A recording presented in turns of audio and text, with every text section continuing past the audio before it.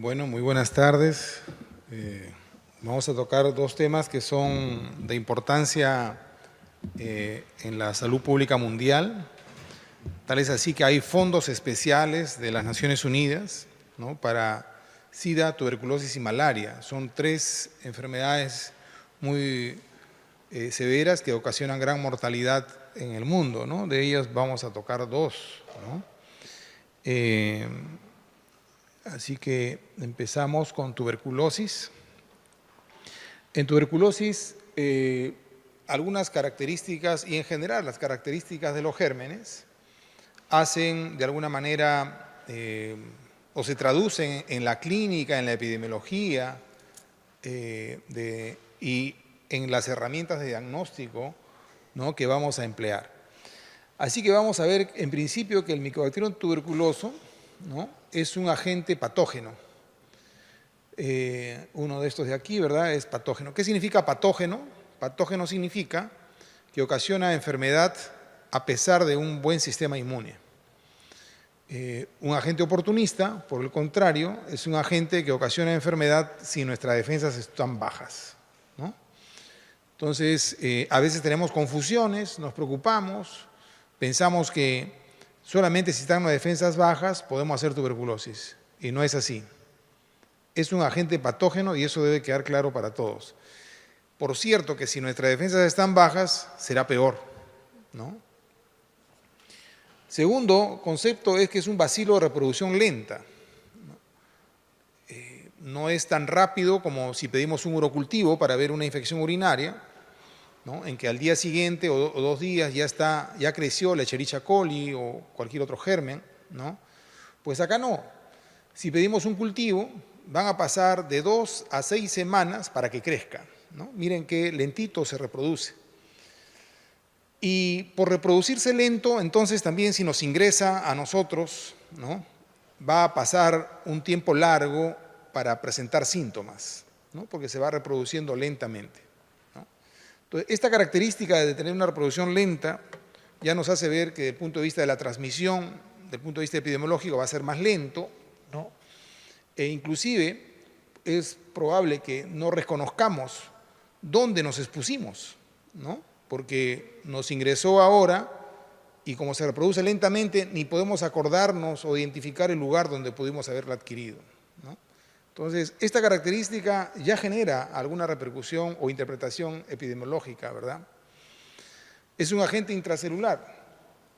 Intracelular significa que ingresa en algún momento a nosotros y el sistema inmune, con el afán de destruirlo, lo engloba, pero este agente inteligente, a su vez, lo utiliza para vivir, ¿no?, y se queda a vivir dentro de las células, de tal manera de que los agentes intracelulares son agentes infecciosos que se quedan a vivir con nosotros para toda nuestra vida, ¿no?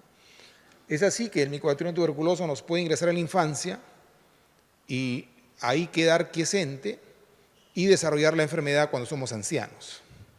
O si hacemos VIH, porque nos bajan las defensas, este se reproduce, se activa y hacemos la enfermedad. Entonces, miren, esta característica de ser intracelular es que nos acompaña de por vida, ¿no?, que diferencia de otros agentes que solo ocasionan enfermedad si es que en ese momento progresan y después o se curan o enferman, pero no quedan de esa manera.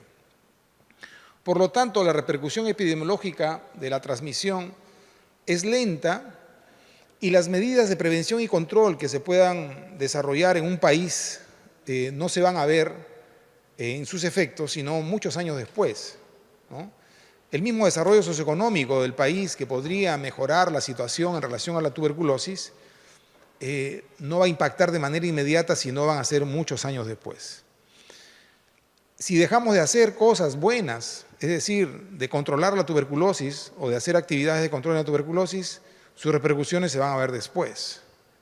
Y si las hacemos bien, tampoco se van a ver inmediatamente, sino se van a ver después, ¿no? Es, por lo tanto, un problema crónico de una lucha larga y donde todos ustedes, siendo jóvenes, van a convivir con ella y seguramente van a dejar de ser profesionales, es decir, se van a ir de este mundo, al igual que yo, y la tuberculosis va a seguir siendo problema en nuestro país.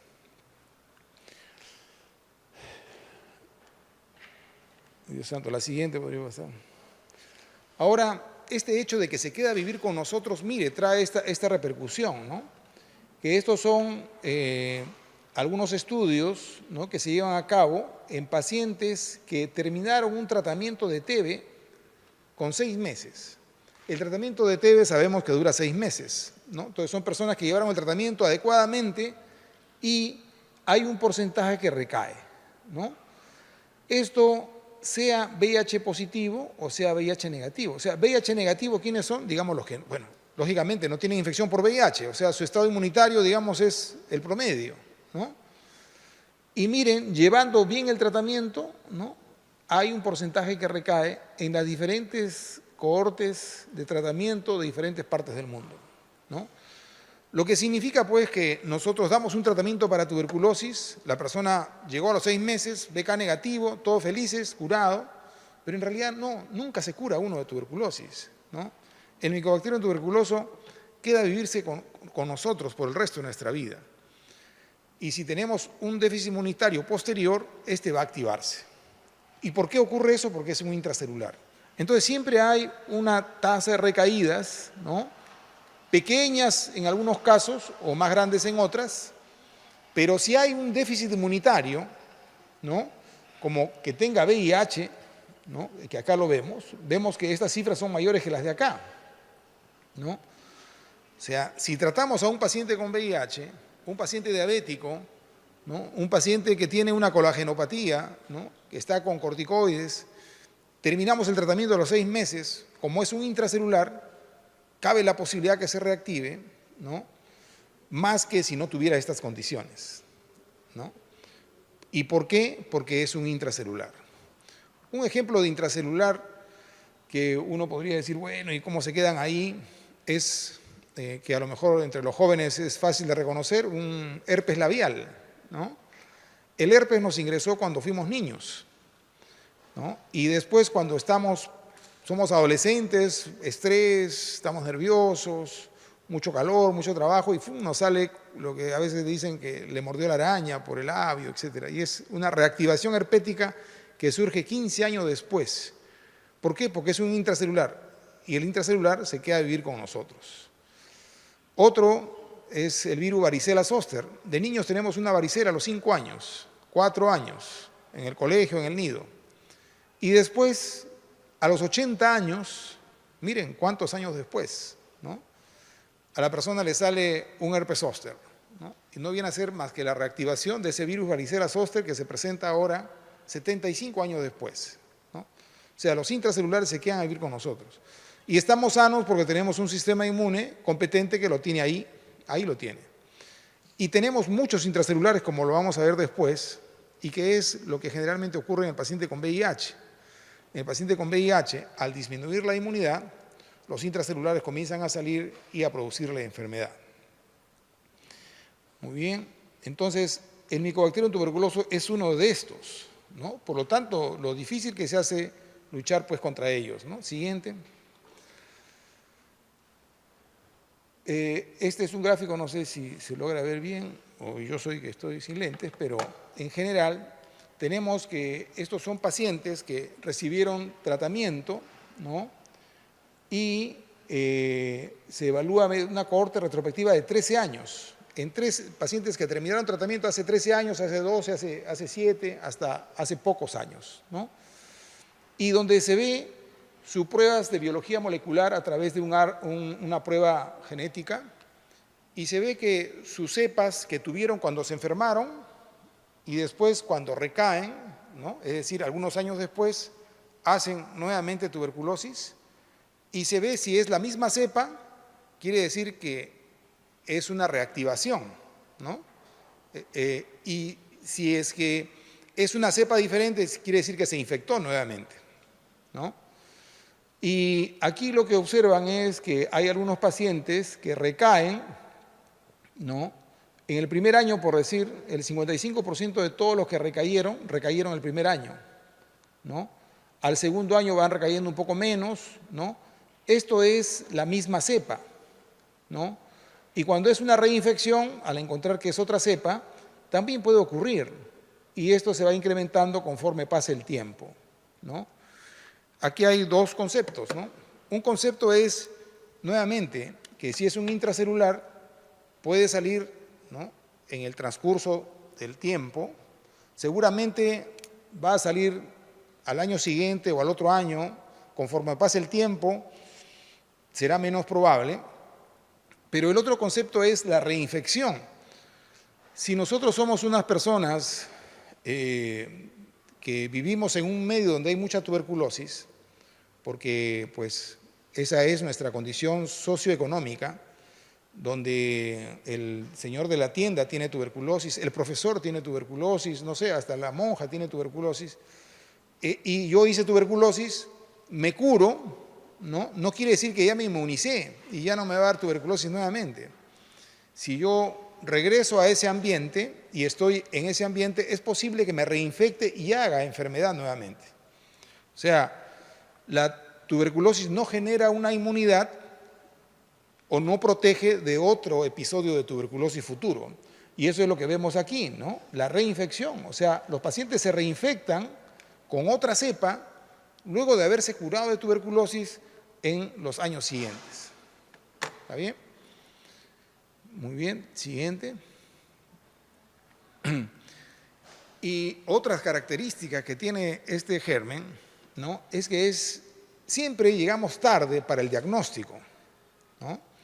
Y llegamos tarde porque la persona comienza a tener el primer mes, el segundo mes o el tercer mes de enfermedad, comienza a tener pues fiebre, escalofríos, decaimiento, pérdida de apetito, malestar general, ¿no? Y también alguna tos, ¿no? Pero si le pedimos un frotis, un examen de esputo, este va a salir negativo. ¿Por qué? Porque se requiere cierta cantidad de bacilos, ¿no?, 10.000 bacilos por mililitro, para que la baciloscopía salga positiva, ¿no? Entonces, si tenemos 5.000 bacilos y estamos con todos malestar general y vamos a un servicio de salud, nuestro frotis va a salir negativo, ¿no? Y sí tenemos tuberculosis, sino que la cantidad de bacilos que eliminamos es tan pobre que no se puede ver en una lámina, ¿no? Entonces, si así estamos algunas semanas o meses y vivimos en nuestra comunidad y vamos a la universidad, vamos a la academia, vamos, no sé, a la iglesia, comenzamos a transmitirla y recién va a ser diagnosticada esta persona luego de haber transmitido. Es por eso lo difícil que es controlar la tuberculosis, porque no tenemos una prueba de diagnóstico tan precoz como que nos permita inmediatamente tratar, curarlo y que no transmita a otras personas, ¿no? Entonces, vamos viendo más en detalle este problema y es lo difícil. Entonces, hay muchas pruebas, ¿no? Miren, la prueba del frotis que hemos hablado, que es la baciloscopía, no tiene una sensibilidad entre 34 y 94%, es decir, en promedio un 50-60%, es decir, la baciloscopía solo diagnostica el 50% de las personas, se nos escapan otros 50%. Hay otras pruebas que son un poquito mejor, como este microscopio de fluorescencia, mejor si son cultivos, el Augustin-Jensen, el Millet o las pruebas moleculares. Miren, las pruebas moleculares llegan al 98%. ¿Por qué? Porque realmente pequeñas fracciones de DNA podemos captarla y a partir de ahí hacer el diagnóstico, ¿no? Entonces, esta es la forma como trabajamos en nuestros países en vías de desarrollo y esta es la forma como trabajan los países desarrollados, ¿no? Entonces, lógicamente, que ahí uno puede diagnosticar más temprano y la transmisión también va a ser menor. Bueno, y acá tenemos otro ejemplo, este fue un estudio hecho en nuestro hospital, ¿no?, donde también la baciloscopía diagnostica, ¿no?, entre el 40 al 50% de los casos. Si son 2 baciloscopías, sube un 10% más y nada más. En cambio, las otras pruebas ayudan a diagnosticar más. Las otras pruebas, ¿cuáles son? O las pruebas moleculares o las pruebas por cultivo. Pero las pruebas por cultivo, ya hemos dicho, es un bacilo de reproducción lenta. Y si es un bacilo de reproducción lenta, vamos a poder diagnosticarlo cuando crezca pues en ese cultivo. ¿Y cuánto tiempo se va a demorar? De 2 a 6 semanas. Entonces, llegó tarde también ese diagnóstico. Siguiente. Otro aspecto a reconocer dentro de lo que yo creo que estoy haciendo recordar solamente, ¿no?, lo que es TB, porque tuberculosis, desde las primeras clases en la facultad nos enseñan tuberculosis, ¿no? En realidad todo peruano es un experto en tuberculosis. Entonces, trato de tocar algunos puntos importantes dentro de estos conceptos fisiopatológicos que se refieren, ¿no? La cavidad, ¿no? ¿Ven? La cavidad que se forma en el pulmón, en principio representa un estado inmune bueno, ¿no? Porque para formarse una cavidad se necesita, ¿no?, primero que haya linfocitos. Bueno, en principio llega el Mycobacterium a esa parte del pulmón. Usualmente la parte apical del pulmón llega el Mycobacterium. Entonces, el sistema linfático, los linfocitos van a su alcance, le dicen hasta aquí nomás, y buscan pelear contra el Mycobacterium. El Mycobacterium está reproduciéndose también. Entonces, es una batalla, ¿no? La enfermedad infecciosa es eso, es una batalla entre los agentes infecciosos y la respuesta inmune, ¿no? Entonces, comienza a darse esa lucha y para eso, ¿no?, el Mycobacterium, perdón, el linfocito genera una respuesta de hipersensibilidad tipo 4, si ustedes se recuerdan en respuestas de hipersensibilidad que hay en el sistema inmune. Esta genera una necrosis y es una necrosis, como la ven, que es una necrosis gaseosa, es decir, se licuefacta, o sea, la buena respuesta que genera el linfocito, ¿no?, va a generar esta necrosis que va a licuefactar al pulmón. O sea, mata al Mycobacterium, pero también se lleva un pedacito de pulmón, ¿no?, destruye la zona. Ahora, como es ahora un tejido de pulmón medio aguado y tenemos ductos hacia el exterior, ¿no?, que son los bronquios, se abre a uno de esos bronquios y sale hacia afuera. ¿Y qué quedó? La cavidad. Y ahí está la cavidad, ¿no? Es la respuesta inmune la que favorece esta formación de cavidades, ¿no? Una buena respuesta inmune. Entonces, bueno, podría ser contradictorio, ¿no? Tengo una tuberculosis, pero no tengo cavidad, o sea, estoy contento, dice, ¿no? Pero si tengo la cavidad también me pongo triste. Pero, bueno, ¿qué será mejor, tener o no una cavidad? Bueno, la situación es que si tengo una cavidad, solo me dice que tengo buen sistema inmune, pero ya tengo una limitante, porque alrededor de esa cavidad se va formando, habrán tenido una clase de inflamación a lo mejor, donde los fibroblastos comienzan a formarse en la parte periférica. Y los fibroblastos impiden que los antibióticos puedan llegar con facilidad a esa parte del tejido fibroso. Entonces, para eso, uno puede seguir viendo, ¿no? Siguiente. Bueno, no sé si igualmente ven, me pongo de nuevo, ¿no? Pero la situación acá está en que cuando una persona, ¿no?, tiene cavidad, ¿no?, estos son riesgos de recaída, ¿no?, o fracaso al tratamiento, son mayores. Cuando se tiene cavidad, mire, el 20%, ¿no?, recae o fracasa versus el 5%, ¿no? Miren la diferencia cuando tienen un cultivo positivo al final del segundo mes, ¿no? Entonces, ahora, en este otro de acá, ¿no?, bueno, es prácticamente igual. Cuando hay cavidad, el riesgo de recaída es mayor, ¿no?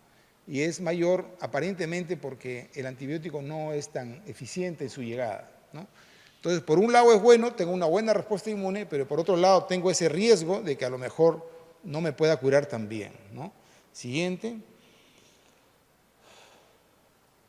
Aquí es otro, ¿no? Cuando se da un tratamiento diariamente, cuando se da 2 veces por semana o cuando se da 3 veces por semana.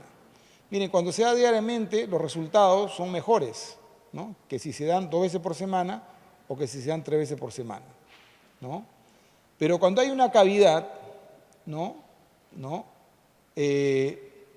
Y puede que se tenga el cultivo positivo al segundo mes, ¿no?, el riesgo, o sea, la respuesta está dada por recaída o fracaso, empeora, ¿no? En un 6%, 15% o 14%, ¿no? Es mucho mayor que esto.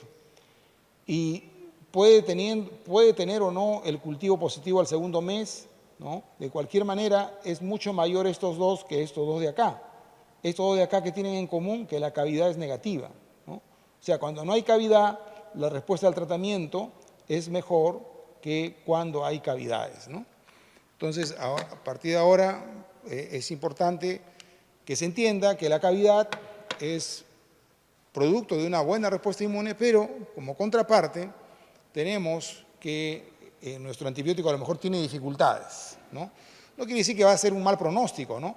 Sino significa que debemos tener cuidado y al final del segundo mes, es decir, cuando terminamos la primera fase de tratamiento, tenemos que tener cuidado cómo está el cultivo. Si el cultivo está negativo, ok, pero si está positivo, a lo mejor el médico va a decir, vamos a ampliar un mes más la primera fase, ¿no? O sea, tengo que todavía limpiar bien esa cavidad.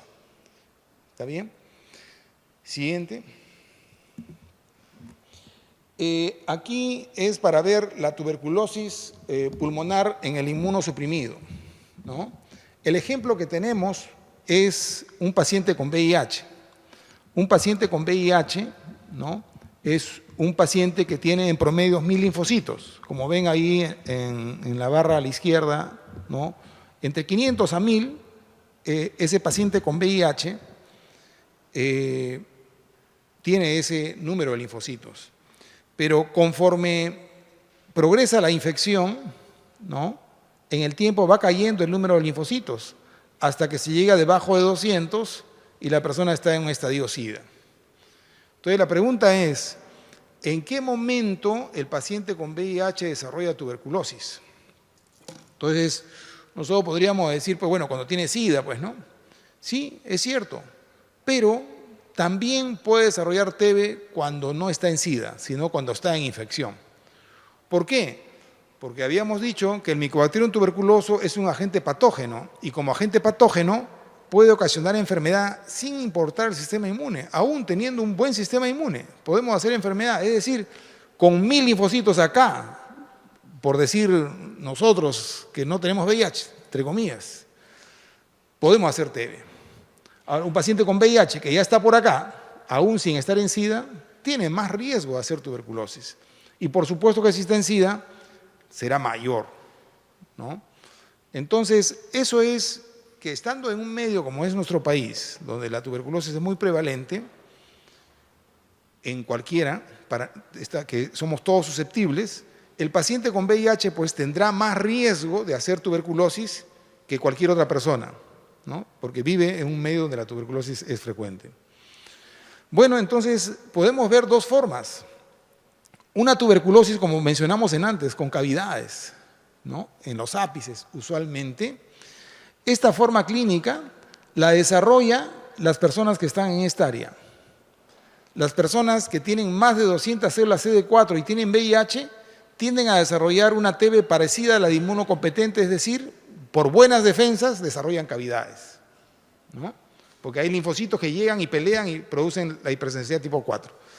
Pero cuando se está en este nivel de acá, los linfocitos que salen a pelear con el Mycobacterium tuberculoso son 2 o 3 alajustas que llegan a pelearse con los Mycobacterium que no generan ningún tipo de destrucción de tejido.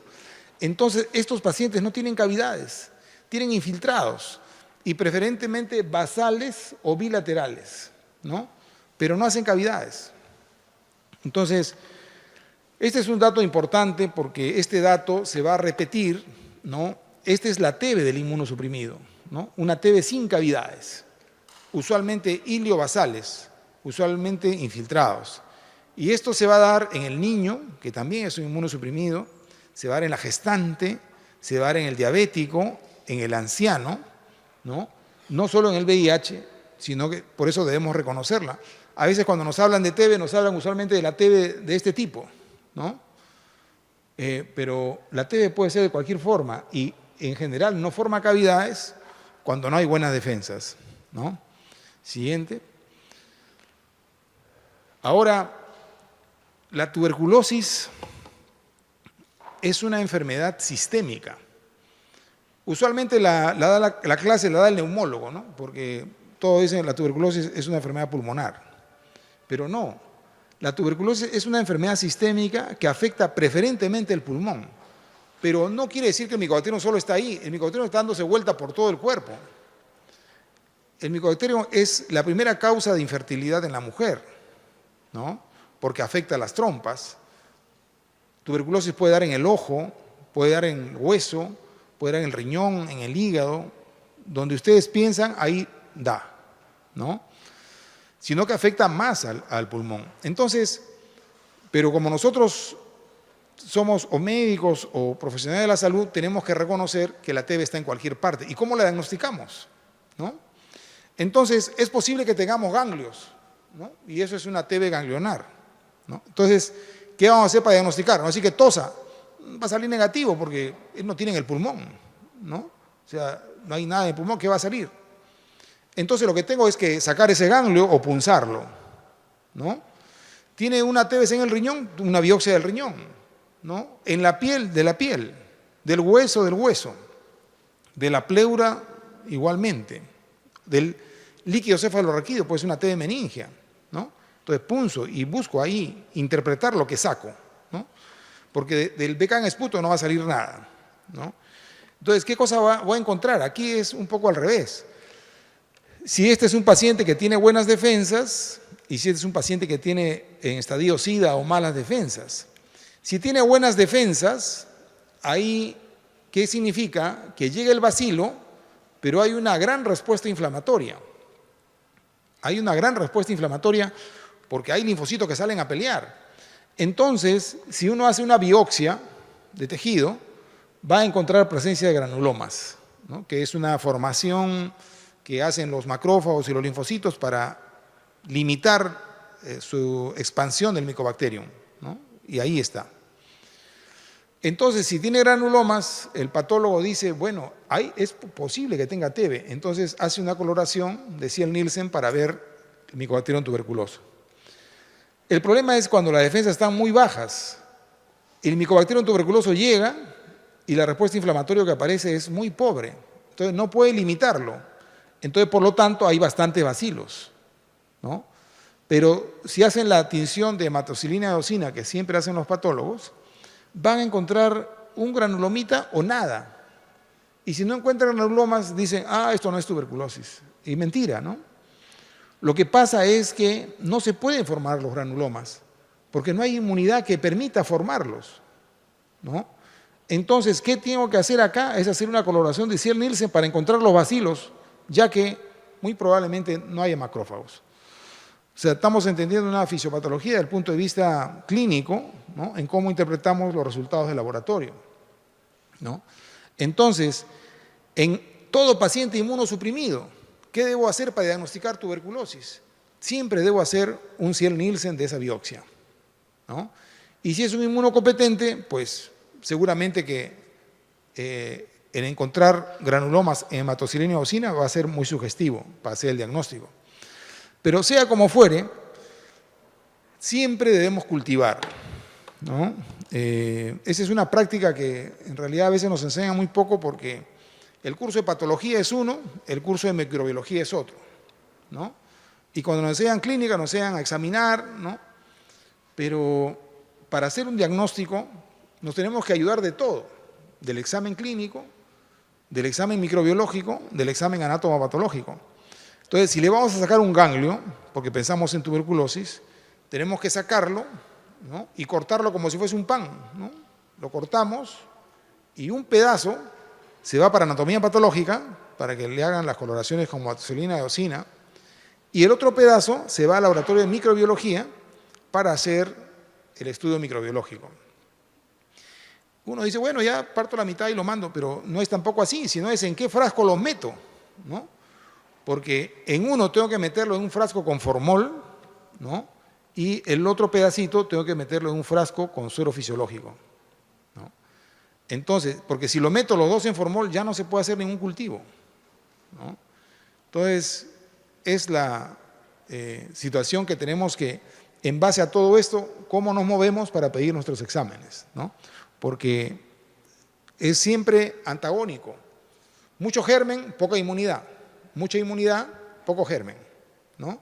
Porque la enfermedad infecciosa es producto de la interacción del agente infeccioso con la respuesta inmune. Y su interpretación de eso va a ser los síntomas, los hallazgos de laboratorio y los exámenes que nos atreveremos a pedir, ¿no? Inclusive ven los radiográficos. Siguiente. Otro aspecto en tuberculosis es la transmisión, ¿no? Su transmisión. Miren, esta es una persona que tose, ¿no? Y yo acá también estoy hablando, ¿no?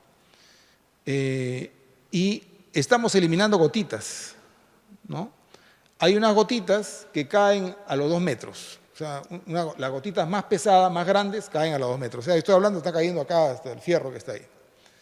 Pero mis gotitas pequeñas, ¿no? Que yo estoy hablando ahorita, están llegando hasta el último, hasta allá, ¿no? Y lo está respirando esta persona, ¿no?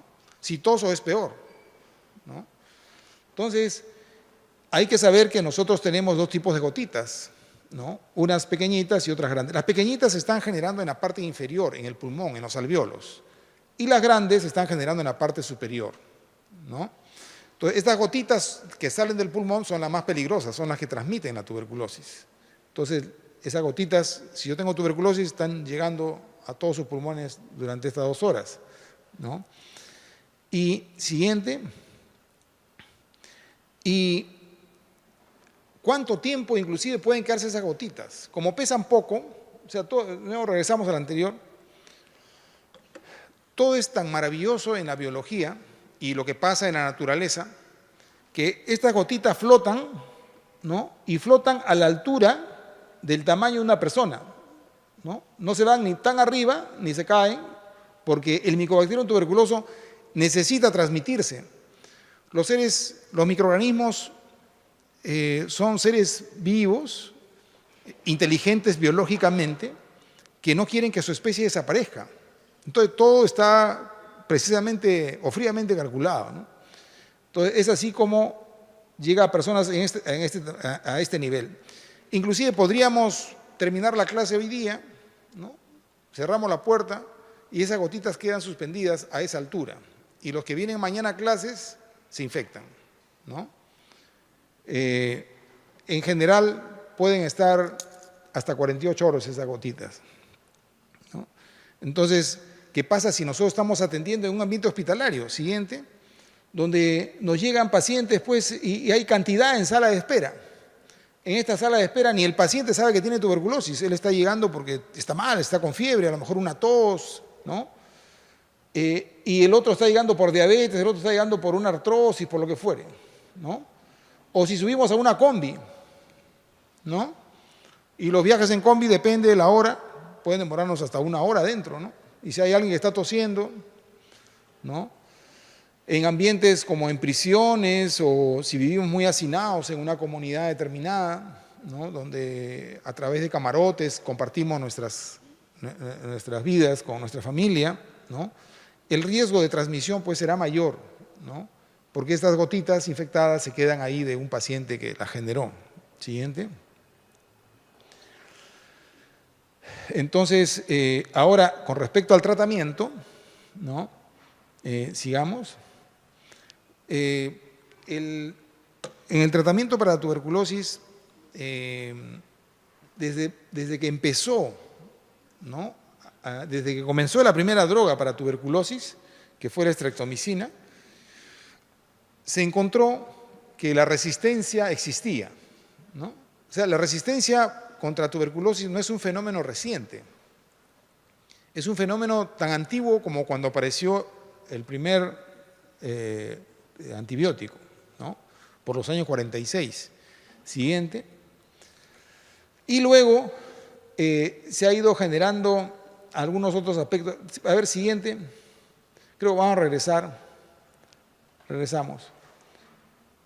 Acá quiero explicarles que nosotros sabemos que no damos un medicamento para TB, ¿no? O sea, damos 4 medicamentos para TB. O sea, ¿por qué damos 4 y no damos 1? ¿No? Bueno, cuando apareció este antibiótico, se comenzó a dar a los pacientes que tenían tuberculosis y los pacientes mejoraban, ¿no? La primera semana mejor, segunda mejor, tercera mejor, cuarta, ya algunos comenzaban a esa mejoría evanecerse. Quinta semana, a las 10 semanas, el 90% seguía enfermo, ¿no? Y entonces aparentemente no funcionaba, ¿no? Entonces dijo, este medicamento no funciona. Entonces aparece otro, aparece el PAS, ¿no? Y se comienza a dar igualmente, es efectivo al principio, la primera semana, segunda semana, tercera semana, y después ya no funciona. Y después aparece la isoniazida, igualmente, ¿no? Entonces, por ahí un loco, ¿no?, que siempre los hay, para suerte, él dice, ¿qué pasa si las combino?, ¿no? Y así trato a los pacientes. Y él las combinó. Y comenzó a tratar a los pacientes y pasó la primera semana, la segunda semana, tercera semana, cuarta semana, quinta, y comenzó a curarse la gente. Desde esa época realmente surgió el tratamiento de la tuberculosis. El tratamiento de la tuberculosis siempre surgió de una manera combinada, o sea, nunca como monoterapia, sino como terapia combinada. Y cuál después se demostró que fue la base del por qué se daban 3 medicamentos juntos, era, digamos, el ejemplo es, si ingresara acá un maniático de los que a veces aparecen con pistola, digamos, y, no sé, tiene cólera a los que usan lentes, ¿no? Entonces, o a los que no usan, puede ser, ¿no? Bueno, que sean a los que no usan lentes, porque él es un loco que tiene lentes, ¿no? Entra y mata a todos los que no tienen lentes. Entonces, ¿quiénes quedan? Los que tienen lentes. Y después, ¿quiénes se van a casar? Se casan entre ellos, pues, nada más. Entonces van a hacer su hijito con lentes, ¿no? Y toda la generación que viene, todos tienen lentes, ¿no? Entonces, aquí es igual. La resistencia a estos microorganismos es resistencia cromosómica, ¿no?, que es innata, ¿no? Entonces, de toda la población de micobacterios, hay una población que era naturalmente resistente a streptomicina. Entonces, si se da streptomicina, mueren todos los que son sensibles a la streptomicina y se quedan los que son resistentes. Y en el transcurso de la segunda, tercera, cuarta semana, ahora estos se han reproducido y la enfermedad está a expensas de todos los resistentes, ¿no? Entonces, como digo, desde que se comenzó a usar la primera droga, se demostró que había resistencia. Entonces, el combinar, ¿qué hace? El combinar hace de que, digamos, encima de que tiene lentes, es chato, digamos, ¿no? Entonces, viene y mata a todos los grandes, ¿no? Entonces ya el grado de dificultad es mayor, ¿no? Es con lentes y chato, ¿no? Entonces ya comienzan a ver menos y pudiera ser otra situación. Entonces, cuando se combinan 3 o 4 medicamentos, ya es imposible que haya población bacteriana que tenga todas esas capacidades de poder sobrevivir y por lo tanto todos mueren, ¿no? Entonces, ese es el ejemplo por lo cual desde el principio hay resistencia. Y segundo, ¿por qué utilizamos combinación de drogas para tratar tuberculosis? Bueno, y así se hizo, ¿no? Siguiente. Sin embargo, a pesar de saber eso, a pesar de dar el tratamiento de los años 60 y después de los años 90 ya con la rifapicina, que fue la mejor droga, ahora estamos en el mundo con tuberculosis multidrogo resistente, ¿no? ¿Y qué se le llama tuberculosis multidrogo resistente? Aquella que es resistente a rifampicina y isoniazida a la vez, ¿no? Y estos son los medicamentos más importantes de primera línea. Es decir, si se pierden estos dos, se pierden prácticamente todos. Entonces, cuando eso sucede, pues entonces le damos el tratamiento normal y no funciona. No funciona porque le damos solamente 2 drogas, ¿no? O usualmente piracinamida y etambutol, porque le faltan las otras 2. Entonces, rápido fracasa el tratamiento. Entonces, lo que se combinó cuando esto ocurrió fue conseguir medicamentos de segunda línea para tratar a estos pacientes resistentes. Bueno, se les da droga de segunda línea a estos pacientes y después surge la tuberculosis XDR. Y se llama tuberculosis XDR cuando los pacientes son resistentes a rifampicina y isoniazida, que vienen, es decir, son MDR, más son resistentes a una quinolona o a un inyectable. ¿Y por qué? Porque estas son las mejores drogas de segunda línea, ¿no? Entonces, si la persona tiene resistencia a rifampicina y isoniazida más una quinolona y un inyectable, prácticamente es un extremadamente resistente, porque estas drogas de acá casi no tienen fuerza, ¿no? Ese es el panorama que existe actualmente en el mundo. Siguiente. Y tenemos que el mundo, si lo pintamos, miren, las cepas XDR, ¿no? Hasta el año 2013 está pintado casi todo el mundo. Y algunos lugares no están pintados porque no hacen las pruebas, ¿no? Pero en realidad, es decir, a pesar de saber cómo tratar, ¿no? No hemos podido tener tanto éxito, ¿no? A pesar de ser drogas eficaces, ¿no? Que ya se sabe que son 6 meses y todo, en el mundo, porque podríamos decir en el Perú hacemos las cosas mal, ¿no? Pero no, es el mundo que está rojo, ¿no? Entonces, no ha funcionado. ¿Y por qué no ha funcionado? Porque el megatrón tuberculoso pues, es un agente, es un ser vivo, ¿no? Y como ser vivo no quiere morir, ¿no? Y él busca escaparse a las agresiones que existan. Es algo normal en cualquier ser vivo, ¿no? Siguiente. Y este es un ejemplo de ello, ¿no? Tenemos un microbio que se reproduce y no es que sean exactamente iguales. O sea, ¿quién de ustedes es exactamente igual a su papá o a su mamá? Serán parecidos, pero no iguales. Entre hermanos son iguales, tampoco son iguales. Ni dos gemelos son iguales. Algo de diferencia hay. Pero bueno, podrían ser ya iguales si quieren. Pero la mayor parte de la descendencia no es igual. Serán parecidos. Acá tiene un cachito rojo, acá no, y después un gorrito rojo, y después y así, y así. Entonces, en la replicación bacteriana o microbiana en general, eso es mucho más grande, porque son miles de miles que se reproducen en minutos, ¿no? Bueno, acá en Tebe son en horas, ¿no? Pero de todas maneras. Entonces, esto es algo natural de las especies. O sea, a nosotros nos gustaría, ¿no? A veces, no sé, depende de las personas, como pensaban los alemanes, que todos deberían ser de un mismo tipo, ¿no? O sea, todos altos, ojos azules, fortachones, bueno, etcétera, ¿no? Y eso piensa que es lo bueno. En realidad lo bueno del mundo es que seamos diferentes en todos los aspectos, ¿no? ¿Por qué? Al ser cada uno diferente, tenemos la capacidad de reaccionar de una manera diferente frente a una agresión. Y si llega una agresión, alguien se salvará, porque tiene la particularidad de reaccionar justo para escaparse a esa agresión. Y por lo tanto la especie sigue sobreviviendo, ¿no? Esa es una base innata de la especie viva o de la vida, ¿no? El que seamos diferentes es una bendición. Entonces, aquí, estos microbios al final, todos son diferentes desde el principio, ¿no? ¿Y qué pasa si viene una agresión externa? Una radiación, puede ser una sequía, puede ser, no sé, mucho frío, se congelan, entonces comienzan a morir muchos. Pero hay algunos que van a sobrevivir. Y ese que sobrevive genera todo nuevamente. Y esa es la vida, ¿no? Entonces, la resistencia se da cuando nosotros agredimos, teóricamente con antibióticos o antimicrobianos, vamos a matar muchos, pero algunos se salvarán. Y ese alguno que se salva genera todo el problema nuevamente. Entonces, nos quejamos de la resistencia, sin embargo, es quejarnos de la propia vida. Nosotros somos producto de la resistencia. Entonces, en realidad, controlar las enfermedades a través de antibióticos es difícil. Lo que tenemos es que cambiar el entorno de tal manera de que no se posibilite la transmisión. Siguiente.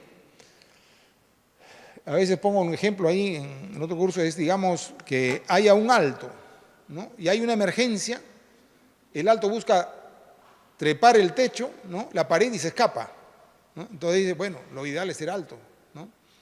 Pero puede ser que pues sea demasiado alto, ya no pueda salir, pero hay un huequito, ¿no?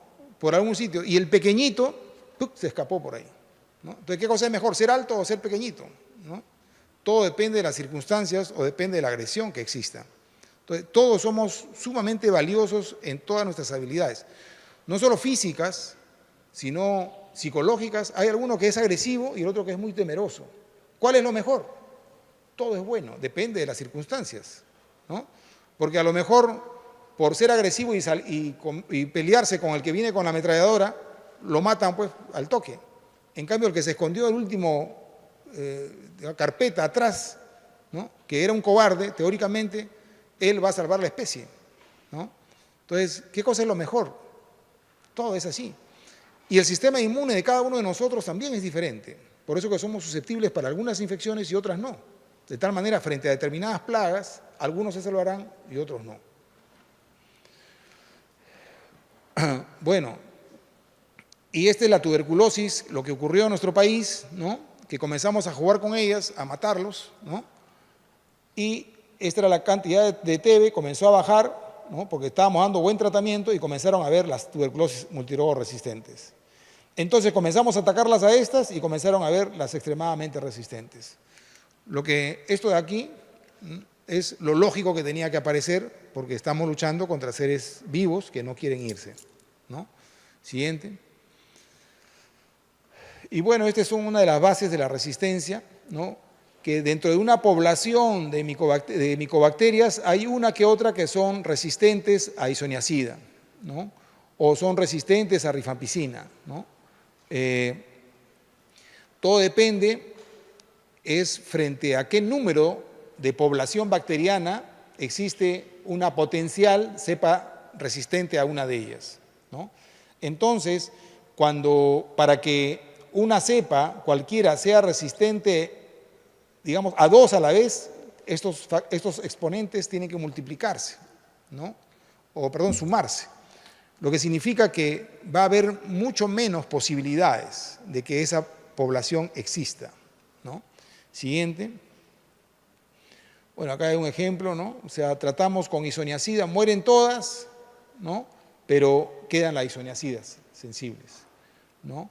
Entonces, todas son isoniazidas, pero hay una isoniazida resistente también a rifampicina. Entonces, estoy tratando bien, mueren las isoniazidas, muere la rifampicina, pero esta que es resistente a las 2 a la vez se va a salvar. Y así se van a salvar, ¿no? Siguiente. Ahora, la probabilidad de la resistencia en diferentes gérmenes hay fórmulas, ¿no? Y para TB también hay su fórmula, pero en general, lo único, ya hemos visto que la monoterapia no sirve, ¿no?, porque hay la probabilidad del 100% de resistencia en el transcurso de los días, porque hay una población que es naturalmente resistente, pero también interviene el número de bacterias, ¿no? Entonces, si yo tengo, pongamos acá, yo doy 2 drogas, ¿no? La tasa de resistencia es la misma, ¿no?, pero acá es 10 a la, ¿qué? 10 a la 5, ¿cómo se ve? 10 a la 8, ¿no? Ok, y acá es 10 a la 10, ¿no? Acá hay más bacterias. Entonces, cuando yo doy 2 drogas y hay pocas bacterias, la probabilidad de resistencia es poca. Pero cuando se aumenta la población bacteriana, ¿no?, esta probabilidad de resistencia también se incrementa, ¿no? De 0.01 pasó a 1, ¿no? ¿Y esto por qué? Porque ahí uno puede decir, bueno, yo doy un mismo esquema de tratamiento a todos, ¿no? Pero sin embargo, dentro de todos hay algunos que son inmunosuprimidos. Y esos que son inmunosuprimidos tienen más bacilos, porque no hay sistema inmunológico que lo está controlando, entonces tienen más población bacilar. Entonces, si yo trato a pacientes con mayor población bacilar, lo más probable es que haya por ahí más posibilidades de cepas resistentes, porque hay mayor población bacilar. Y finalmente es probable que fracasen mis tratamientos más en los inmunosuprimidos o recaigan más los inmunosuprimidos, y eso, por los estudios que se hacen, está documentado, ¿no? Entonces, un paciente inmunosuprimido, al tener más carga bacilar, tenemos que tratarlo, entre comillas, igual, pero vigilarlo de manera especial para ver si se retrasa su negativización o hay una localización anormal, digamos, o otro órgano comprometido. A lo mejor tenemos que prolongar la terapia. Siguiente. Bueno, esto más o menos es igual, ¿no?, que lo que hemos mencionado antes. Entonces, no basta pues que tengo mi germen que es sensible y mi droga que le achunta, ¿no?, o sea, que justo cae contra estos, sino toda la situación inmunológica de la persona, ¿no?, absorción de medicamentos, etc. Entonces ocurre que, digamos, cuando hay una inmunidad inadecuada, ¿no?, hay mayor carga de bacilos y mayor riesgo de mutación, mayor riesgo de resistencia múltiple, lo que acabamos de decir. Pero también anteriormente había dicho si hay cavernas, ¿no? Si hay cavernas, ¿no?, nosotros le damos el antibiótico, como no llega bien, pero no llega bien, no un antibiótico, estoy dando 4 antibióticos. Y hay algunos antibióticos que penetran más y otros que penetran menos. Entonces, finalmente, a esa cavidad a lo mejor están llegando un antibiótico solamente al centro de la caverna. Entonces, ¿qué estoy haciendo? Es monoterapia. Y si estoy haciendo monoterapia, a lo mejor estoy favoreciendo que se genere resistencia. Entonces, son tantos procesos que se dan dentro de la biología del ser humano que no es que doy este tratamiento porque es sensible, lo cumple 6 meses y se curó, ¿no? Es muy probable, pero tengo que vigilar a mi paciente para ver que eso realmente sea, porque si no, tengo que ver qué mecanismos tomo para que finalmente mi tratamiento sea exitoso. Siguiente. Ahora, mucho peor va a ser pues, si no toma la persona, ¿no? Si no acude, si abandona, ya no hay nada que hacer, ¿no? Ya de eso no hablamos porque se supone que debe cumplirse. Estas son las drogas antituberculosas que existen, ¿no? Hay varios grupos, ¿no? Lo paradójico de las drogas antituberculosas son que las más antiguas, que son las de primera línea, son las mejores. Conforme bajamos, son menos eficaces. En contraposición con otros gérmenes, ¿no? Los antibióticos que han aparecido después son más eficaces que los primeros. En TB no hemos podido, ¿no? Entonces, si perdemos los primeros, después nuestra tasa de éxito del tratamiento disminuye considerablemente. Siguiente. Bueno, hay varios microorganismos, perdón, este es el Mycobacterium tuberculosis, hay varios blancos donde se actúan ahora contra la tuberculosis, ¿no? Y eso se va comprendiendo cada vez más. Ahora hay nuevas drogas, ¿no?, como linezolid o delamanid, que parecieran ser tan eficaces como la rifampicina, ¿no? Bueno, esperemos que siga eso apareciendo. Siguiente. Bueno, la actividad también de las drogas, como hemos dicho, ¿no?, algunas actúan, ¿no?, cuando se dividen rápidamente los gérmenes y otras cuando se dividen lentamente, ¿no?, y otros en estados latentes. Siguiente. Entonces, cuando una persona está enferma, tiene una población extracelular bien grande y una población intracelular más pequeña, ¿no? Y cuando tratamos los primeros 2 meses, en realidad los 2 primeros meses es para tratar esta población grande, ¿no? Por eso damos 4 drogas, ¿no? Y si es que no somos eficientes, se produce un fracaso.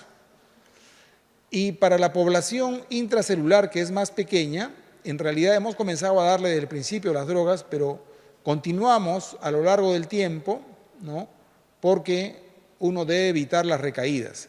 En general, los 2 primeros meses son para curar al paciente y los otros 4 meses en realidad es completar un poco la curación del paciente, pero más es evitar la recaída en el futuro. Esa es la razón de las 2 fases. Siguiente. Bueno, eso es lo mismo. Siguiente. Bueno, ahí ya hemos visto. Por eso que en la segunda fase nosotros damos isoniazid y rifampicina. Esta segunda fase es para evitar recaídas en general. La primera fase es fundamentalmente para buscar curar al paciente en esta oportunidad. Siguiente. Muy bien, no sé si a lo mejor quieren preguntar algo en tuberculosis. Sí. Bueno, una TBC miliar es usualmente cuando se abre una gran colección de Mycobacterium a un vaso sanguíneo. Esto ocurre usualmente a nivel mediastinal, un ganglio paratraqueal, ¿no? O en mediastino, un ganglio con Mycobacterium tuberculosis, orada parcialmente un gran vaso, ¿no? Usualmente puede ser la aorta, puede ser la subclavia, la orada y por un huequito, ¡puc!, como si le hubiera metido una inyección de Mycobacterium. Entonces, el Mycobacterium ¡fum!, sale disparado a todo el cuerpo y salpicado, ¿no? Y esa es la TB miliar, ¿no? Y uno lo puede ver en una placa, ¿no? A través de que hay puntitos casi todo del mismo tamaño, porque todo ocurrió en un momento, ¿no? Y de arriba abajo, todo completito, ¿no? A diferencia de una diseminación broncógena, cuando es en pulmón, a veces tenemos por decir, esta cavidad, ¿no? Que se produjo una necrosis gaseosa y se abre el bronquio, pero en la intención de toser y nuestra desesperación, el paciente tose y lo respira. Entonces, se disemina la TB a varias partes, ¿no? Salpicadas del árbol bronquial. Pero ahí vamos a ver de que las salpicaduras son un poco más gordas, más gruesas, y más domina un pulmón que el otro, ¿no? Entonces, acá es más intenso, acá es un poco menor, pero también puede ser bilateral. Pero en TBC miliar son del mismo tamaño y exactamente repartidas a ambos lados. ¿Sí? ¿Alguna otra pregunta? Bueno, tuberculosis realmente, como les digo, somos como Perú un país de expertos y yo diría el oftalmólogo es un experto en TB de ojo, ¿no? Y el urólogo de vías urinarias. O sea, la TB es muy, muy prevalente, ¿no? Y hay que buscar reconocerla en cada lugar. Y no será igual una TB en un paciente inmunocompetente que un inmunosuprimido. Y nuevamente, al inmunocompetente le da tuberculosis, ¿no? ¿Por qué? Porque es un agente patógeno, como lo hemos mencionado.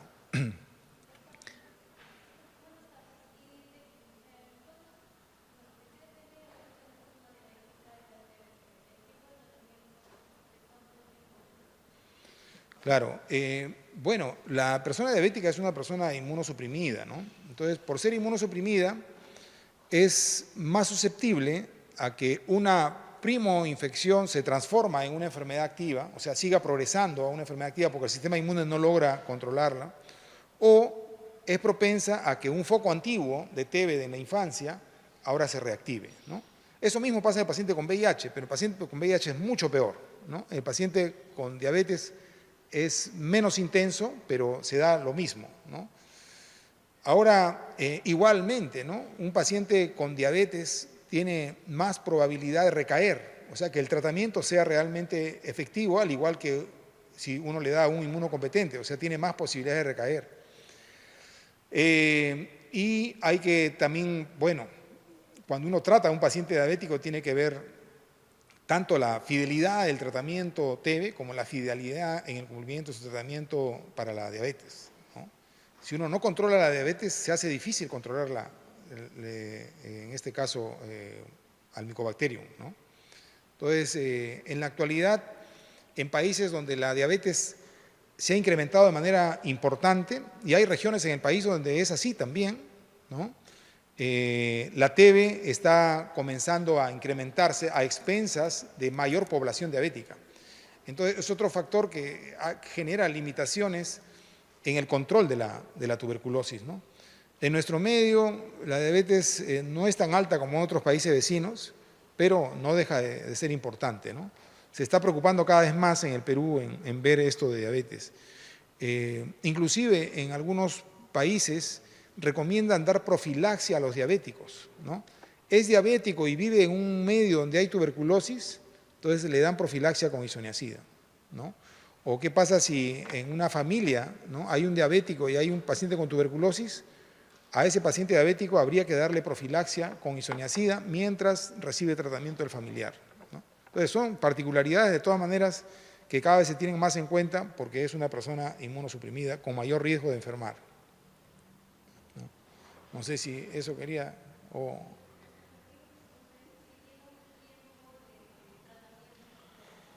No, el tratamiento es el mismo, ¿no? O sea, para VIH, en VIH, claro, en VIH ya que hay más estudios, hay más información y también hay grupos que luchan contra la tuberculosis y todo, se ha podido estudiar mejor y se ha visto que al paciente con VIH es conveniente prolongarle el tratamiento. Entonces, en la actualidad a un paciente con VIH se le dan 9 meses de tratamiento y no 6, ¿no?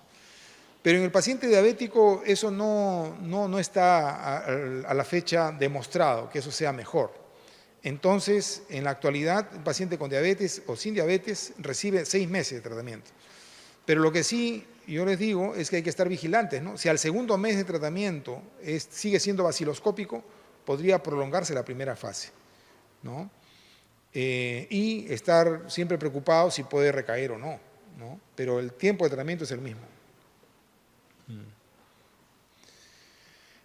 Bueno, entonces pasamos a VIH, ¿no?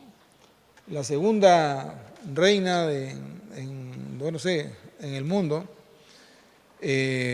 a diferencia, ambas en principio son enfermedades de grandes ciudades, ¿no? No sé, pueden haber visto dengue, fiebre amarilla u otras que son más rurales, ¿no? Estas dos son de las ciudades. El VIH, ¿no?, es un virus, ¿no?, que produce una infección de curso crónico, como ustedes saben, años, la persona puede estar infectada o enferma, ¿no? Tiene largo tiempo de latencia clínica, es decir, luego de infectado, y lo vamos a ver después en otro gráfico, pasa mucho tiempo para tener enfermedad, ¿no? Pueden ser varios años, ¿no?, para hacer enfermedad.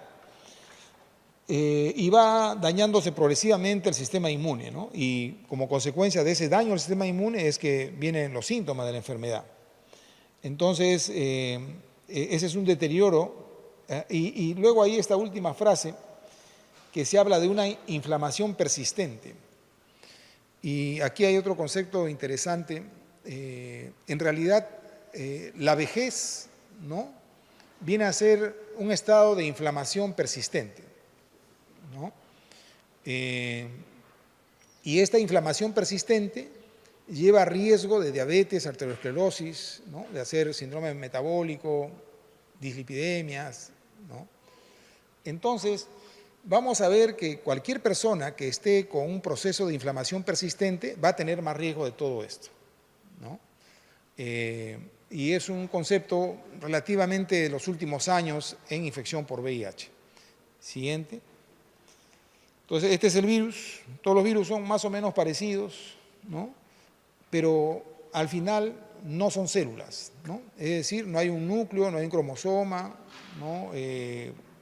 Digamos, a partir de una salen 2 hijas, ¿no? Estas son, sin embargo, son seres vivos, ¿no?, pero tal vez sean más vivos que las células porque utilizan a la célula para reproducirse, ¿no? Entonces, como decir, contratan a otros para poder fabricarse más hijos y no tener el problema de hacer el embarazo, ¿no? Siguiente. Entonces, todas las enfermedades tienen un órgano blanco o una célula blanco, ¿no? Digamos, hepatitis B afecta al hepatocito, ¿no? Micobacterium tuberculoso, ¿no?, afecta a cualquier órgano, tal vez preferentemente el pulmón, por decir, ¿no? El virus herpes, fundamentalmente las células nerviosas, ¿no? Y así, ¿no?, podemos ver que hay una célula o un tejido, el que le gusta, pues, ¿por qué? Porque tienen que tener algún lugar donde reproducirse y es precisamente donde se reproducen, donde dañan, ¿no? Entonces, aquí la célula blanco, ¿no?, para VIH es el linfocito CD4, ¿no?, fundamentalmente, ¿no?, pero también hay otras células T, macrófagas, células de microglía, ¿no?, también que son afectados, ¿no? Antes se consideraba que solo las células T, CD4, pero hay otras que también son responsables del sistema inmune, que también están afectadas, aunque en menor grado, pero igualmente afectadas, ¿no? Sin embargo, a pesar de afectarse todas las células, ¿no?, donde se produce la reproducción del linfocito ¿no?, es en la célula CD4. Estas son afectadas y las alteran y las afectan y puede haber patología como consecuencia de ella, pero no es tanto que ahí haya reproducción, ¿no? Siguiente. Por lo tanto, sigue siendo la célula diana del linfocito CD4. Ahora, el virus, aquí, este es el virus, ¿no? O sea, el virus supuestamente es toda una bola más grande, ¿no? Y acá tiene su estructura, el GP120, ¿no?, que va a pegarse, ¿no?, al linfocito T, ¿no? Pero ya sabemos desde hace mucho tiempo que no es que sea una situación pues mecánica, ¿no? Hay todo un proceso, ¿no?, de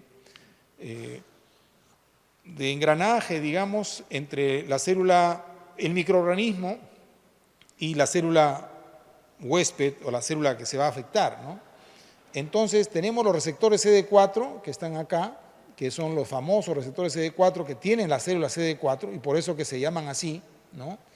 Porque hay otras células que tienen receptores CD8 y se le llaman células CD8 y así, ¿no? Entonces el G120 se pega a estos CD4, ¿no?, pero eso no es suficiente, sino se necesita de otros correceptores que están acá abajo para que realmente se dé la verdadera unión y que pase el material genético del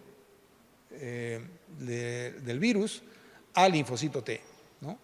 Entonces, hay algunas personas en el mundo, como decíamos, por eso somos diferentes y así es la vida y salimos premiados de una u otra forma, en que no tienen algunos de estos receptores. Y al no tener estos receptores, son inmunes al VIH, ¿no? Entonces, si no apareciera ninguna vacuna, nada, la humanidad no va a desaparecer, ¿no? Si es que el VIH sería pues mortífero, ¿no? Porque las personas que no tienen estos receptores van a sobrevivir y el VIH va a ser una gripe, ¿no? Entonces, claro que a nosotros nos gustaría, bueno, mutaremos todos, no, o sea, todos nos morimos, solo se queda esa persona y a partir de ella surge la humanidad, ¿no? Entonces nos debemos sentir contentos que la humanidad continúe, aunque nosotros no, ¿no? Y así es la vida, ¿no? Entonces, hay personas, inclusive, ¿no?, hay uno que se llama el sobreviviente de Berlín, ¿no?, que fue un paciente que tenía una leucemia y tenía VIH y le hicieron un trasplante de médula ósea, es decir, le suprimieron todo, le quemaron toda su médula, no tenía un solo linfocito circulando, ¿no? Y le colocaron linfocitos, ¿no?, CD4 que no tenían este receptor, ¿no? Entonces, le colocaron esos linfocitos y seguramente el VIH se quedó en alguna parte del cuerpo, ¿no? Pero estos linfocitos se proliferaron y fueron los nuevos linfocitos que tiene esta persona y el virus de VIH no tiene cómo entrar. Entonces, es la única persona curada de VIH en el mundo hasta la actualidad, ¿no? Es porque no tiene uno de estos receptores. Entonces, o sea él, o sea las personas que no se infectan, porque no tienen esa deficiencia, digamos, ¿no? Esa deficiencia que, al contrario, es una salvación, ¿no?, para el VIH, pero a lo mejor puede ser una desgracia para otra infección, ¿no? Y esa es la maravilla de la medicina y del mundo y de la biología en general. Siguiente. Entonces, finalmente, el virus deja su material genético, el RNA, ingresa, ¿no?, se abre y se transforma en una cadena de DNA, ¿no? Hay una enzima, la transcriptasa reversa, que transforma el RNA en DNA, después el DNA se integra al DNA del linfocito y después se forma el RNA mensajero y con algunas estructuras proteínicas nuevamente forma el virus y salen los virus, ¿no? Y es así, entra uno y salen 10.000, ¿no? Y esa es la forma, nuevamente, no es una célula, es un ser vivo que utiliza una célula para poder reproducirse y salen miles de ellos, ¿no? Siguiente. Entonces, ¿por qué se produce la enfermedad? ¿No? La enfermedad es porque se mueren los CD4, o sea, esas células donde se reproducen se mueren, ¿no? Entonces, por diferentes razones, ¿no? Por una infección directa, ¿no?, por falta de citoquinas en su diferenciación, porque estas células tienden por alguna razón, a juntarse con otras células y forman como mallas. Y al formarse mallas, el propio sistema inmune las engloba y las destruye, ¿no? Porque deberían estar sueltas, ¿no? O porque simplemente adquieren, su tiempo de vida media es menor y se mueren, ¿no? Entonces, la patogénesis del virus del VIH hace que, si bien es cierto, se reproducen en los linfocitos, pero a su vez se mueren esos linfocitos, ¿no? Entonces, tenemos como consecuencia de eso el siguiente: una disminución progresiva de los linfocitos a lo largo del tiempo, ¿no? Pero esta disminución de los linfocitos también es algo interesante, porque es que se van, o sea, en nuestro órgano linfático se van produciendo linfocitos, ¿no? Pero se van muriendo, ¿no? Pero entonces es como si nosotros sangráramos. Si sangramos, ¿no?, nuestra médula ósea se activa y produce más glóbulos rojos, ¿no? Entonces la mujer, por su menstruación, está perdiendo, pero su médula ósea está activa y produce. Y se compensa y se mantiene, digamos, en 10, 11 de hemoglobina, ¿no? Y ese es un fenómeno que dura, pues, 30 años, por decir, ¿no? Entonces, o sea, siempre está perdiendo, pero siempre está recuperando, ¿no? Entonces, aquí también, o sea, se están destruyendo los linfocitos, pero el sistema inmune produce linfocitos. Entonces, en ese plan se mantiene cierto equilibrio, pero que al final es un equilibrio en negativa, ¿no? Y se va poco a poco descendiendo el sistema inmune, como que se va agotando la producción compensatoria, ¿no? Pero en algunas personas esa compensación puede durar largos años, ¿no? ¿Cuántos años? 10 años, ¿no? Miren, uno está como está infectado, pero están destruyéndose, pero se están nuevamente recuperando. Bueno, al final tiende a llegar a un momento dado en que se tiene menos de 200 células CD4 y se entra el estadio SIDA, ¿no? Y se producen todas las infecciones oportunistas. Pero hay síntomas clínicos que pueden haber antes de llegar a SIDA, ¿no? Esos síntomas clínicos, lo primero es la infección aguda. Hoy día casualmente acabamos de diagnosticar a un paciente con infección aguda y no son infrecuentes, ¿no? El paciente tiene casi 40 años, ha cambiado una pareja hace 2 meses, ¿no? Y de pronto comienza a hacer fiebre de 1 mes de evolución y en los últimos 4 días comienza a tener síntomas de encefalitis, habla incoherencias, ¿no? Y se hospitaliza. Y todas sus pruebas son negativas y ya pensaron de esto en otro hospital y le pidieron un ELISA y le salió negativo, ¿no? Y bueno, nosotros insistimos en que nos parece un VIH porque otras cosas hemos descartado y se le ha pedido uno nuevo y ha salido positivo, ¿no? ¿Y esto por qué? Por esta razón de acá, ¿no? O sea, la infección viral ocurre, gran cantidad de virus en el cuerpo, ¿no? Y después baja y después permanece una cantidad mediana o baja hasta el estadio final en que también se incrementa. La situación es qué cosa hace bajar a esta cantidad de virus, es la propia respuesta inmune. O sea, en realidad se produce una respuesta inmune tratando de controlar al virus y lo controla, por eso que cae, ¿no? Esta es la respuesta inmune, ¿no? Que se produce y la controla, ¿no? No la desaparece, por lo tanto el sistema linfocitario va cayendo y se llega a enfermedad, pero de todas maneras está controlado por el sistema inmune. Y este sistema inmune es el que lo utilizamos para hacer el diagnóstico. ¿Cómo? Dosando el nivel de anticuerpos que se producen, ¿no? Pero necesitamos un nivel de anticuerpos suficiente para que la prueba de ELISA salga positivo. Es decir, en estadios muy tempranos de la infección, ¿no?, hay tan poco anticuerpo que le hago la prueba de ELISA y va a salir negativa, porque no puede detectar anticuerpos, ¿no? Entonces requiero de un tiempo, y a esto le llaman periodo de ventana, para que la prueba de ELISA salga positiva, ¿no? Entonces, justo las infecciones agudas son precisamente estas infecciones en las cuales tiene sintomatología de infección aguda, pero su prueba, si yo lo veo desde el principio, sale negativa, y 2 o 3 semanas después la tengo positiva. Es diagnóstico de una infección retroviral aguda, ¿no?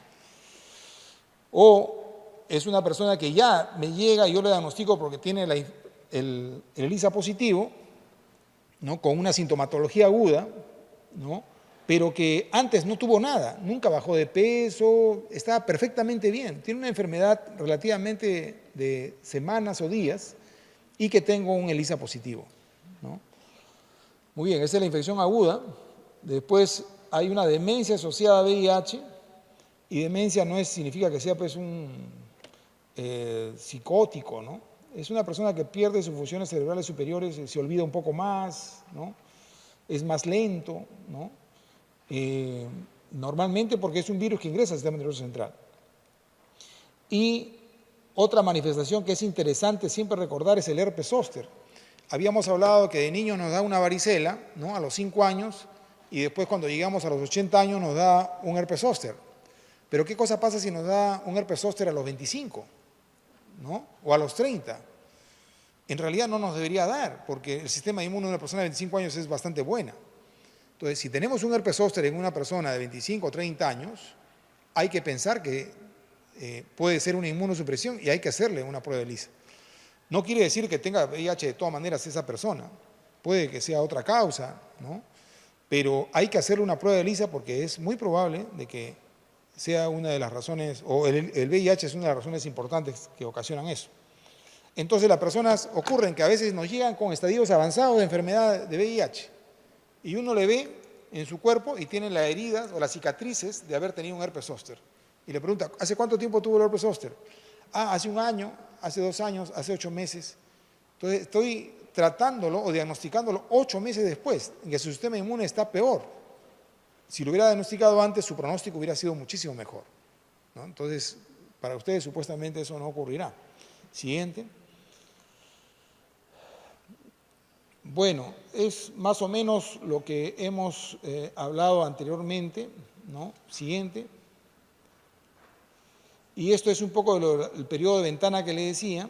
Miren, antes, el periodo de ventana va a depender de la prueba que utilicemos, ¿no? Si tenemos una prueba que detecta anticuerpos,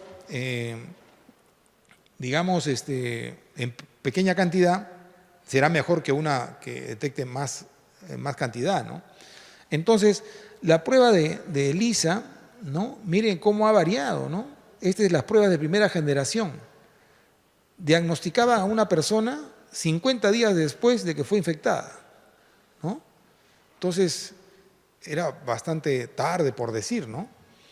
Entonces, esta persona tenía VIH, pero su prueba acá le salía negativa durante 1 mes y medio casi. Entonces, si esta persona iba a donar sangre, su prueba le salía negativa y sí tenía VIH, ¿no? Y había infección a través de la sangre, ¿no? Pero después, ¿cómo han ido mejorando estas pruebas? ¿No? Ya 40 días, tercera generación, 20 días, cuarta generación, 10 días, ahora estamos casi hasta por 7 días, ¿no? Con estas pruebas que detectan ácidos nucleicos, ¿no? Pero en general, esta prueba de cuarta generación, miren, está más o menos a los 15 días, 17 días, ya nos dice. Este paciente casualmente ahorita ha tenido una prueba de cuarta generación positiva, ¿no? Entonces, los periodos de ventana ahora son más pequeños, ¿no? En relación al tipo de prueba que usamos, ¿no? En general, los bancos de sangre tienen que utilizar estas pruebas porque así se disminuye más el riesgo de infección a través de la sangre, ¿no? Siguiente. Y esta es la infección primaria que les digo, ¿no? Que se presenta muy temprano, donde a veces el ELISA sale positivo, sale negativo, días después sale positivo, y los síntomas son fiebre en el 80% de casos. Nuestro paciente tenía 4 semanas de fiebre, ¿no? Erupción cutánea. Cuando lo hemos visto ahora, no tenía erupción cutánea, pero como ya pues uno tiene alguna experiencia, de todas maneras, y uno le pregunta, ¿y se puso rojo en las semanas pasadas? ¿Le salió un rash o que pareció que se intoxicó? Dice, sí, me salieron unos puntitos rojos como si fuese un salpullido. Ah, ok, ¿no? Y miren, en el 51% lo tienen, ¿no? Bueno, no tenía el resto, y después, bueno, tampoco dice acá, pero sí ha tenido síntomas encefalíticos, ¿no? Pero hay síntomas, ¿no? Ahora, la situación es que puede no haber nada, ¿no? Y las mujeres generalmente no hacen síntomas, o los síntomas no se pueden precisar con facilidad. El hombre sí. Tal es así que hay estudios de infección aguda que así mundiales donde ponen avisos: si encuentran una mujer, pásanos la voz, para poder colectar y poder describir mejor los síntomas. ¿Por qué? No sabemos. Siguiente. Cuando se tiene el diagnóstico de la infección, hay que clasificarlo, ¿no? Y uno clasifica fundamentalmente en relación al nivel de la célula CD4. ¿Por qué? Porque hemos dicho que las células CD4 son las células diana, donde se reproducen, pero a su vez estas se destruyen, y la enfermedad va a ocurrir porque las células, al haber pocas, el sistema inmune no funciona. Entonces, cuando hay muy poca, menos de 200 células, se está en estadio SIDA, ¿no?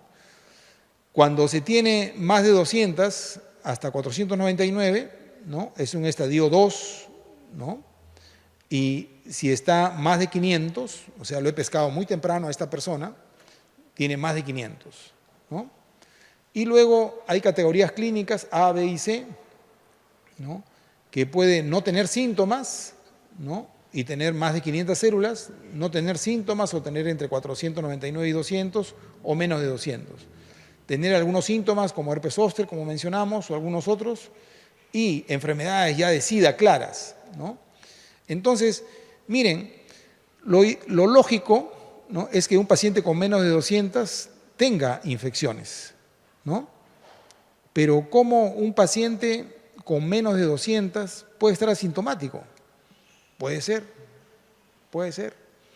O ¿cómo un paciente que tiene más de 200 células, casi 500, y puede tener enfermedad marcadora de SIDA? Y puede ser. Y esto es porque en realidad sabemos bastante, pero no lo suficiente, ¿no? Sabemos que el sistema inmune está afectado principalmente debido al compromiso de la célula CD4, y por eso que la mayor parte de casos va a coincidir esto.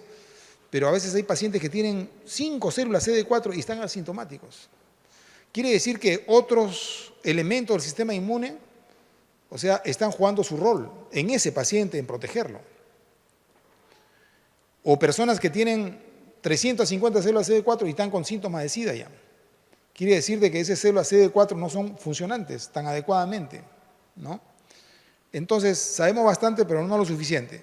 Lo que significa que el tomar el nivel de células CD4 es importante, ¿no? Pero hay que de todas maneras examinarlo y saber con las categorías clínicas ubicar a mi paciente si realmente es un inmunosuprimido a pesar de tener 500 células CD4. Siguiente.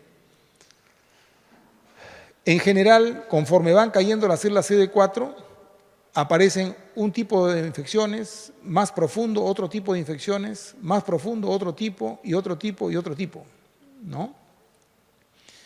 Esto debe tener alguna razón, ¿no?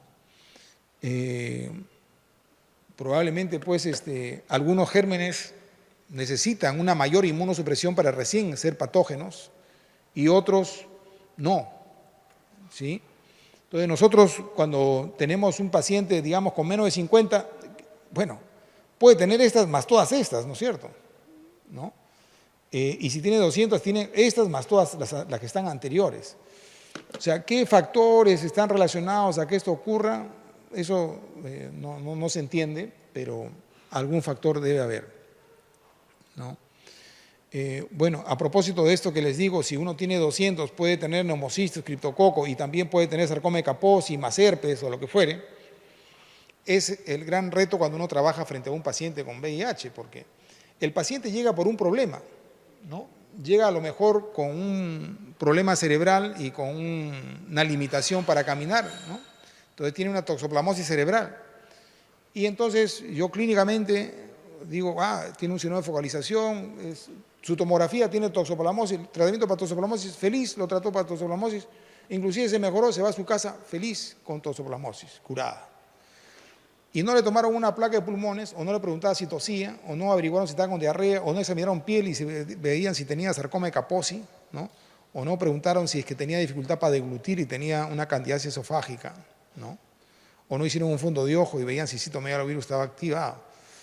O sea, un paciente con VIH, al diagnosticar cualquier enfermedad infecciosa, tenemos que examinar todo y tratar de descartar todas las otras, ¿no? Porque no quiere decir que porque viene por esto, lo otro no puede tenerlo. Siguiente. Bueno, si una persona lógicamente tiene pocas células CD4, tiene más riesgo de morir, ¿no?, que si tiene más células CD4, ¿no? Entonces, si tiene menos de 100, tendrá mayor tasa de mortalidad que si tiene menos, ¿no? Siguiente. Esta es una situación interesante ampliando lo que mencionábamos en TB y VIH. Miren la interacción. El CD4, vamos a imaginar una persona que no tiene VIH, ¿no? El CD4 es el que, ¿se acuerdan? Era el linfocito que llegaba para formar la cavidad, o sea, para la respuesta de hipersensibilidad tipo 4. O sea, el CD4 produce interferón gamma, activa a los macrófagos, el macrófago va a buscar comerse al linfocito, al Mycobacterium tuberculoso, y el macrófago dice, gracias y quiero más ayuda. Entonces manda TNF, interleuquina 1 al CD4 para que el CD4 produzca más interferón y más macrófagos vayan a pelear y así, esa es la comunicación que existe cuando una persona tiene TB, ¿no? Pero ¿qué pasa si tiene VIH? Ahora, el VIH está integrado en el DNA de la célula CD4. Entonces, cuando éste le dice gracias y dame más interferón, ¿qué hace? Es activar al CD4. Y al activar al CD4 no solo va a producir más interferón, sino que va a producir más VIH, ¿no? Entonces, si la persona tiene TB y VIH, es una asociación mortífera, ¿no?, malvada, porque la tuberculosis va a hacer que se produzca más VIH. Entonces se va a una mayor inmunosupresión. Y si se va a mayor inmunosupresión, la TB progresa mucho más, ¿no? Ok, siguiente. Bueno, esta es la TB en relación al VIH. No importa si se tiene muchas células CD4 o pocas células CD4, ¿no? Acá se tiene más de 400 células CD4, acá menos de 200. En cualquiera de las circunstancias, si se tiene TB, su pronóstico de vida es mucho peor, ¿no?, en cualquiera de los dibujos, ¿no? Por lo tanto, el diagnosticar TB tempranamente en un paciente con VIH es ayudarlo mucho en su recuperación, ¿no?, o a lo mejor salvarle la vida. Siguiente. Por la asociación que hemos mencionado anteriormente, fisiopatológica, de la interacción de interleuquina 1 y TNF que están estimulando al CD4. Ya hemos visto estos pasos que existen, pero estos pasos están relacionados a la terapia antirretroviral, ¿no? Así tenemos inhibidores de fusión, inhibidores de tranquilizasa reversa, los inhibidores de la integración, los inhibidores de proteasa. Siguiente. Y esta es la lista, ¿no?, de todos los gérmenes, inhibidores de tranquilizasa reversa, inhibidores de proteasa, inhibidores de fusión, inhibidores de integrasa, antagonistas CCR5. Este era ese correceptor que hablábamos, ¿no?, en que ahora se está buscando atacar al correceptor también, ¿no? Siguiente. Entonces se elaboran esquemas que van a actuar sobre estos diferentes blancos, ¿no?, para controlar la infección por VIH. Siguiente. Y finalmente lo que se tiene es que esta era la letalidad, los fallecidos por VIH, ¿no?, y este es el inicio de tratamiento antirretroviral en el Perú, ¿no? Conforme se dio tratamiento antirretroviral, la letalidad en un momento aumentó y después cayó tremendamente, ¿no? O sea, en realidad, ahora tenemos pacientes que acuden a consulta externa y que lo vemos muy rápidamente, ¿no? A diferencia de cualquier paciente que llega por consulta externa, el paciente es un paciente sano que pide que lo vean rápido porque se va a trabajar. En cambio, por cualquier otra enfermedad, el paciente ha pedido permiso ese día porque está mal y no interesa irse a su trabajo, sino va a regresar a su casa, y es un paciente, ¿no? En cambio, estos pacientes son impacientes por el hecho de que en realidad acuden a un control sin tener molestias. Siguiente. Bueno, el tratamiento antirretroviral igual, cuando es bueno, miren su eficacia. Esto es un esquema cuando habían sin tratamiento y cuando había monoterapia, ¿no? Siguiente es del Hospital Almenara. Este es otro fenómeno fisiopatológico interesante que se da en el VIH, que es el síndrome de reconstitución inmune, síndrome inflamatorio de reconstitución inmune. Esto en realidad no solo se da en VIH, se da en la propia tuberculosis sola, o se da en lepra, en leptospira, ¿no? La situación es la siguiente. Nuevamente, la enfermedad infecciosa es la interacción entre el agente infeccioso y la respuesta inmune, ¿no? Siempre están. Acá es un huésped debilitado en quien tiene el agente infeccioso en cantidad, ¿no? Puesto que no hay quien lo limite, ¿no? Es un huésped debilitado, y la respuesta inmune pues es una crucecita, es bien pobre. O sea, los gérmenes se ríen de esa respuesta inmune y están ahí. Y esta persona, paradójicamente, tiene muy pocos síntomas o no tiene síntomas. ¿Por qué? Los síntomas en general son producto de la lucha. Los síntomas es la inflamación como consecuencia de esta invasión de ese germen y una respuesta inmune que le pelea.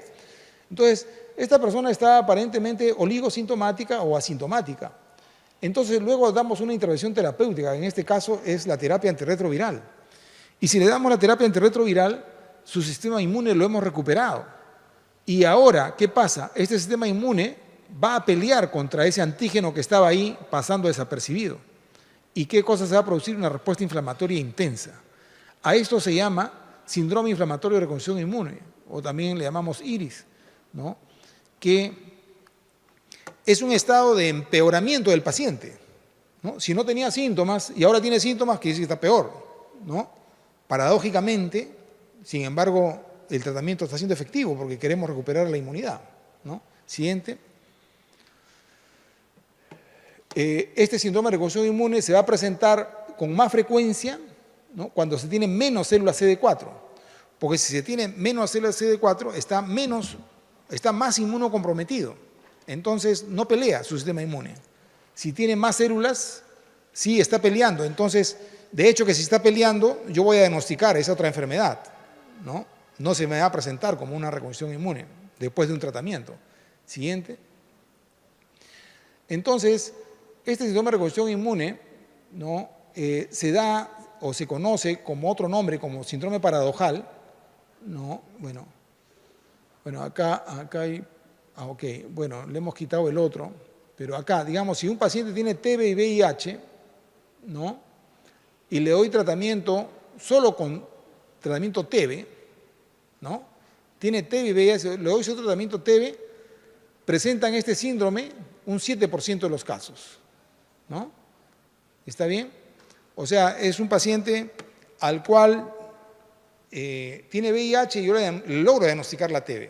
Entonces, le doy tratamiento para la TB y en el transcurso de los días aparentemente se empeora, ¿no? Eso pasa en un 7% de los casos. Y en las TBs en general pasa más o menos en un 3 a 5% de los casos. Paciente que tiene tos, ¿no? Le doy y un infiltrado discreto, ¿no? Le damos tratamiento para tuberculosis y en el transcurso de los días tuvo hambre, la fiebre cayó y de pronto tiene dificultad respiratoria y le tomamos una placa y tiene un infiltrado mayor, ¿no? En realidad la inflamación empeoró y es porque el sistema inmune está peleando más. A eso se llama respuesta paradojal.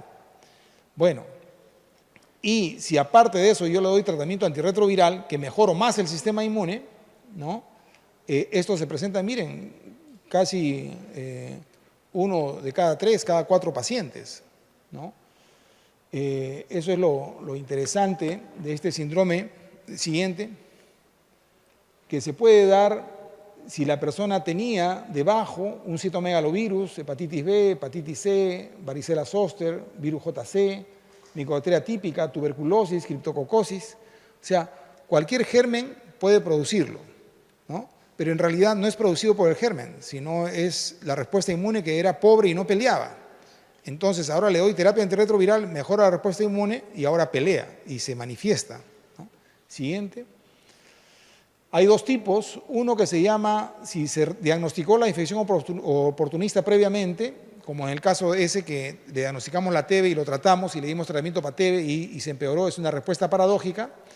Y si yo no lo diagnostiqué, y le doy tratamiento para targa y recién lo diagnostico porque se pone peor, ¿no? Es un desenmascaramiento. En realidad, a través del targa desenmascaré, ¿no?, la infección que estaba atrás, que estaba pasando desapercibida.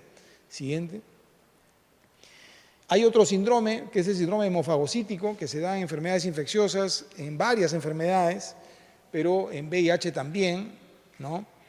En general, es un problema de interrelación con los linfocitos, es un desarreglo inmunológico, ¿no? Puede ser cualquier germen, al igual que el anterior, ¿no? Pero inclusive pueden ser algunas neoplasias en las cuales se puede presentar este síndrome hemofagocítico, ¿no? Es el sistema inmune, no se controla y destruye nuestras propias células. Siguiente. O sea, en general, nosotros tenemos el estímulo, se activa, ¿no?, la acción del linfocito, ¿no?, se produce la destrucción de la célula y el sistema inmune te dice, se detiene ahí. Listo, ya acabó la cosa. Pero acá es que se comienza a activar, se comienza a destruir la célula, pero no se puede destruir por alguna razón. Y por lo tanto, la respuesta de agresión del sistema inmune permanece y se perpetúa, ¿no? Y finalmente, siguiente, se produce una tormenta inmunológica. O sea, todo el sistema inmune comienza a producir interleuquinas de una manera exagerada y la persona comienza a... sus macrófagos, fundamentalmente por eso es hemofagocítico, comienzan a englobar las células blancas y rojas en el res, en médula ósea, y la persona por eso puede fallecer. Entonces, nuestra acción en estos casos es tanto matar al germen, ¿no?, y controlar esta respuesta inmune de una manera agresiva, ¿no?, sea a través de corticoides o terapia inmunomoduladora, ¿no? Y esto se da en el paciente con VIH. Uno puede decir que el paciente con VIH es un paciente que su sistema inmune está muerto, pero no es tanto así. Lo que está muerto son sus defensas por células CD4, pero todo el otro sistema está sumamente alto, está sumamente activo, ¿no? O sea, su sistema humoral está pero súper excitado, ¿no? Entonces, esta condición frente a determinados gérmenes hace que a veces se produzca este síndrome hemofagocítico, que no alcanza a destruir al germen, pero se perpetúa la agresión del sistema inmune que al final a la persona la destruye, ¿no? Siguiente. Bueno, esto es en relación a la transmisión de la infección por VIH, ¿no? Vemos que siempre la transmisión sanguínea es la más intensa, el mayor riesgo, ¿no? Luego, la de madre-niño, un 22%, ¿no? Compartir agujas, un 0,63%, y la sexual, en general, ¿no?, es 1%, miren, ¿no? Es menor que madre-niño o menor que transfusión sanguínea, ¿no? ¿Sí? Por ahí el compartir agujas endovenosas es un poco mayor, ¿no? Pero ¿por qué en la vida sexual se transmite tanto, ¿no? Bueno, supongo que han tenido otra clase, no sé, pero se transmite fundamentalmente porque hay una enfermedad de transmisión sexual de por medio. O sea, si la persona tiene una sífilis más VIH, transmite más. Si tiene solo VIH y no tiene sífilis, es torpe en transmitirse el VIH. Entonces, por eso de que el exponerse a tener sexo con una persona que es trabajadora sexual, que probablemente tenga otra CTS, y si tiene además VIH, va a pasar con más facilidad. Siguiente. Bueno, en la infección aguda es que más se transmite. Pongamos nuestro paciente que acabamos de diagnosticar, si él tuviera sexo, tendría más riesgo de transmitir que cualquier otro. Siguiente. Esto era un poco lo que hemos dicho ahorita. La presencia de una ITS facilita la transmisión del VIH. Siguiente. La transfusión sanguínea, ¿no?, es importante, ¿no? Siguiente. Pero tal vez ver un poquito la transmisión vertical, que es la transmisión de madre a niño, ¿no? En general decía anteriormente 22.7, pero entre 18 y 30%, ¿no? Entonces, si la mamá está gestando, el riesgo de transmitir a la criatura es de 1 de 3, 1 de 4, por decir, embarazos, ¿no? El riesgo mayor es en el momento del parto. Siguiente. Pero bueno, miren, esta que era entre 18 y 30%, en Estados Unidos era el 24.5% en promedio, ha ido cayendo y en la actualidad es el 1.5%. Cifras semejantes a la de nuestro país en la actualidad. En la actualidad, si hay mujeres que están embarazadas con infección con VIH y dice, doctor, quiero tener mi hijo, ¿no? Y en realidad, bueno, si le decimos que no, igual lo van a hacer, ¿no? Lo que tenemos que es, igual como médicos, es aconsejar sobre riesgos, formas de cuidarse, ¿no? Y en la actualidad es hablarle en función de los riesgos, y este es su riesgo, ¿no? Antes le hablábamos de este otro riesgo, ¿no? Y en realidad era un riesgo tan alto que uno desaconsejaba el embarazo, ¿no? En la actualidad tenemos gestantes que planifican su embarazo, toman una terapia antirretroviral regular, ¿no? Por lo menos 2 años, ¿no? Él y su pareja en controles repetidos son adherentes y que uno podría decirles, bueno, puedes embarazar. Y tenemos niños de estas condiciones que han nacido y son negativos para el VIH, ¿no? Entonces, es una de las maravillas de la terapia antirretroviral, que no solo actúa sobre la persona, sino también sobre la posibilidad, ¿no?, de que inclusive puedan embarazarse, ¿no? Siguiente. Bueno, no tanto acá, solo referirles que el tejido linfoide asociado al intestino contiene el 40% del total de linfocitos. Nosotros siempre hablamos de que el sistema inmune es la médula ósea, el vaso, el hígado, nuestros ganglios, y nos olvidamos que el intestino es uno de los que tiene la mayor cantidad de sistema linfoide, de tejido linfoide en el organismo, ¿no? Y que lamentablemente cuando hay infección por VIH, este sistema linfoide es afectado. Es por eso que generalmente un paciente con VIH casi nunca regulariza su tránsito de manera regular, ¿no? O sea, siempre tienen ciertos episodios de diarrea, muy susceptibles a, si comen algo, hacen diarreas. Siguiente. En la actualidad, bueno, tenemos muchas otras enfermedades que han aparecido en el VIH. Y es por esto, ¿no? Habíamos hablado un poco del estado de inflamación crónica persistente que es igual a la vejez, ¿no? Al principio. Y esto es que el tener un sistema linfoide disminuido en el intestino, ¿no?, hace que los gérmenes que tenemos en el intestino se trasloquen y pasen a sangre, ¿no? Y al pasar generan un estímulo inflamatorio. Entonces, nuestros sistemas de defensa actúan para controlar a ese germen. Entonces, una persona con VIH tiene más esa condición, o sea, un estímulo inflamatorio persistente, que está a consecuencia que perdieron sistema linfoide del intestino y ahora hacen más traslocación bacteriana. Y ese estado de inflamación crónica persistente lo lleva a mayor envejecimiento, si se puede decir, de arteriosclerosis. Es por eso lo importante de diagnosticar a un paciente con VIH lo más temprano posible, para tratarlo lo más temprano posible y que no se dañe su sistema inmune, fundamentalmente en el intestino.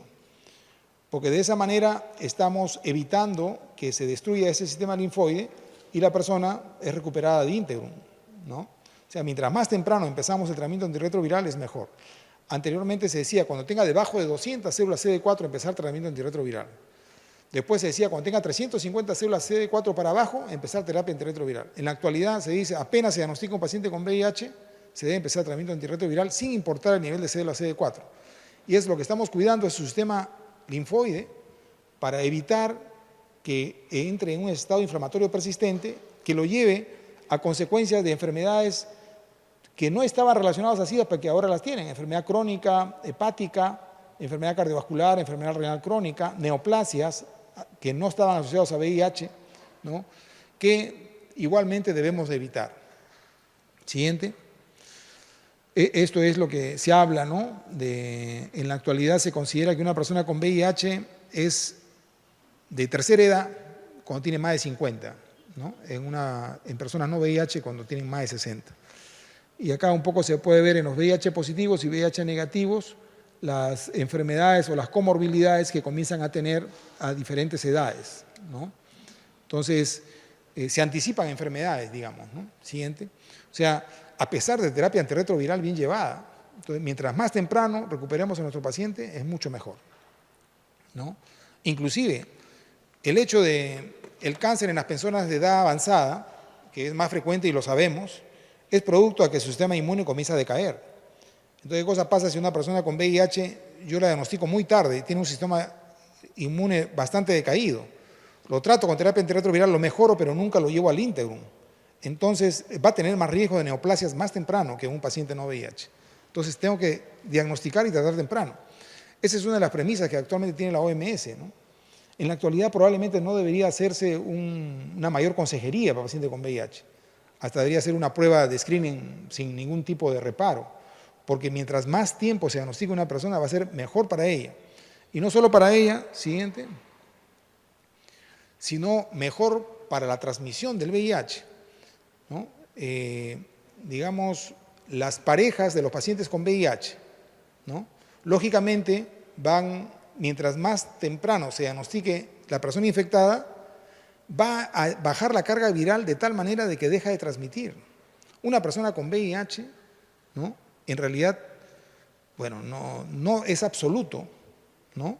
Pero se está considerando en este momento como una medida de control, ¿no?, de la transmisión de la del VIH, el diagnóstico temprano y una carga viral indetectable como la posibilidad de disminuir la transmisión a la comunidad. Y eso se puede lograr de manera masiva si diagnosticamos a las personas mucho más temprano. Entonces, si la diagnosticamos temprano, van a ser dos factores importantes.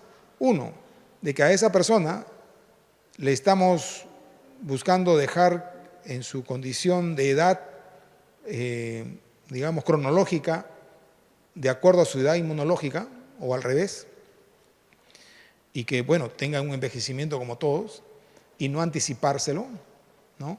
Y segundo, es disminuir la transmisión a su pareja, y si hablamos en sentido exponencial, disminuir la transmisión en la comunidad, un diagnóstico y tratamiento temprano. Bueno, ok, son 5 en punto. ¿Alguna pregunta?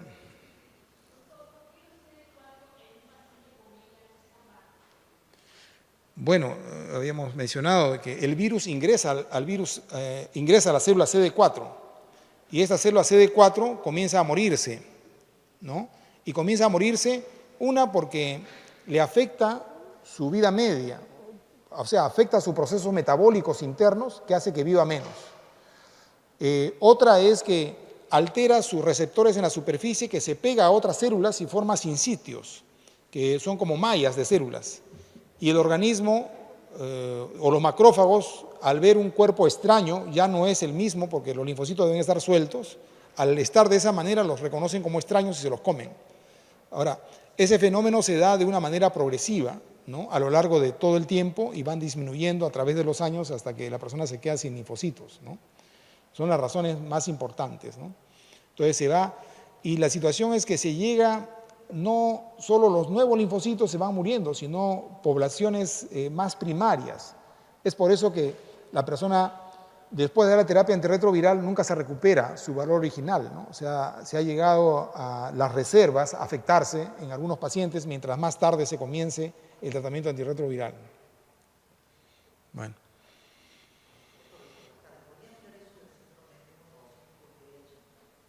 Sí, bueno, nuevamente pueden ser diferentes los factores. Bueno, el síndrome hemofagocítico en principio no se descubrió en pacientes con VIH, ¿no? En general, son pacientes que, teniendo una enfermedad infecciosa, por alguna razón, ¿no?, el sistema inmune comienza a pelear y es más intenso pero inefectivo, ¿no? Entonces la persona comienza a desarrollar usualmente hepatomegalia, esplenomegalia y trastornos de coagulación asociados a un síndrome febril, ¿no? Y en estas personas lo que comenzaron a notar que es que tenían gran cantidad de citoquinas, ¿no?, fundamentalmente interleuquina 6 en el cuerpo, ¿no? Están súper inflamados, digamos, que eso es semejante a una respuesta inmune activa, pero que no logran, por alguna razón, limpiar a los gérmenes que están despertando esa respuesta. Entonces, digamos, la situación es diagnosticar a ese síndrome, porque si uno lo diagnostica en algún momento, o sea, eso si no lo diagnostica, la persona termina como suicidándose, ¿no? Entonces, si uno lo diagnostica, uno tiene que tratar a ese germen, ¿no?, que está estimulando este sistema y tratar al estado inflamatorio de la persona, ¿no? A este estado inflamatorio se le trata con corticoides en altas dosis, o sea, con pulsos de corticoides, o con algunas sustancias ahora inmunomoduladoras como Rituximab. En realidad nosotros no la usamos, en nuestro hospital no la tenemos, pero se aconseja utilizar. Y aún así tienen una elevada tasa de letalidad, ¿no? Entonces la situación es en qué momento nos damos cuenta de ello, o sea, qué personas presentan esto, es difícil. Ahora, da la impresión que en los pacientes con VIH esto es más frecuente, y es más frecuente porque uno, tienen más gérmenes que pueden aparecer, y dos, es que tienen un sistema humoral más activado desde que ocurrió la infección, porque al bajar el linfocito CD4 surge como compensatorio un sistema humoral más activado, más excitado, y frente a un germen que comienza a comandar esto, se descontrola. Entonces, uno a veces podría decir o estar confundido, ¿no? Esto es por decir, una TB diseminada, o es una TB más un síndrome hemofagocítico, ¿no? Entonces, clínicamente nos resulta difícil, ¿no? Hay varios otros parámetros que se agregan. Parece que es la ferritina, son como 4 parámetros más que en este momento no los puedo agregar. Son hepatoesplenomegalia, FRE persistente, DHL me parece también incrementado. Son como 5 parámetros en el cual si uno cumple los 5 parámetros, uno dice ya. ¿Por qué? Porque miren, o sea, vamos a inmunosuprimirlo, ¿no?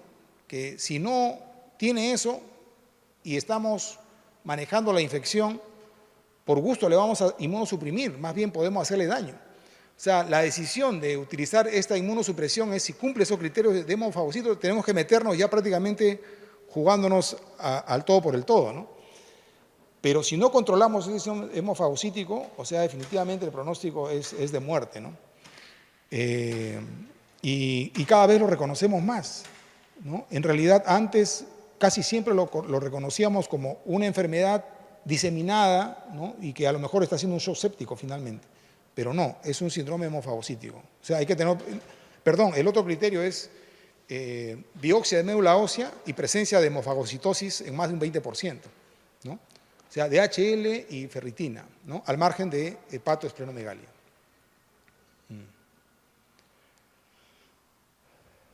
Ok, no sé. ¿Alguna otra pregunta? Bueno, eso es todo entonces. Muchas gracias.